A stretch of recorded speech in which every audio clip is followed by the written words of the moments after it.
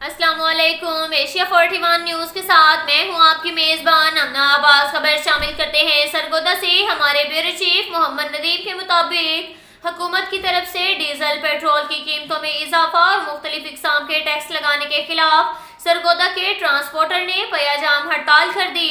हड़ताल के बायस मुसाफिर परेशान। सरगोदा ट्रांसपोर्ट एसोसिएशन का कहना है, अगर हमारे मुतालबात तस्लीम ना हुए तो ट्रांसपोर्ट की ये हड़ताल गैर मुअय्यना मुद्दत तक की जाएगी।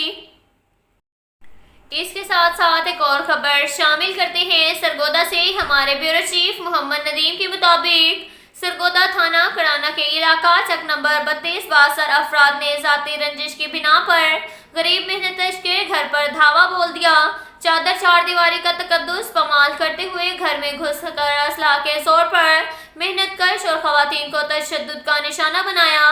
खवातीन के कपड़े फाड़ कर बरहना कर दिया। अहले इलाका के मुअज्जिजीन ने जान बख्शी करवाई।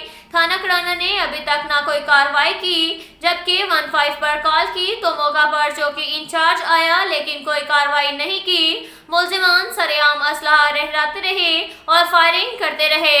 अफसोस के गरीब को थाने से भी धक्के मिले। महकमा हेल्थ के मेडिकल ऑफिसरान भी किसी तारीफ से कम नहीं हैं। चोट सर पर लगी, रिपोर्ट नाक पर सूजन की लिख रहे हैं। कई रोज से सरकारी दफातर के चक्कर काट रहे हैं। मुतासरीन का आईजी पंजाब और डीपीओ सरगोदा फौरी नोटिस लेने की अपील। इन भेड़ियों को लगाम डाली जाए जो कानून की सरेआम धज्जियां उड़ाने में सरे फहरिस्त हैं।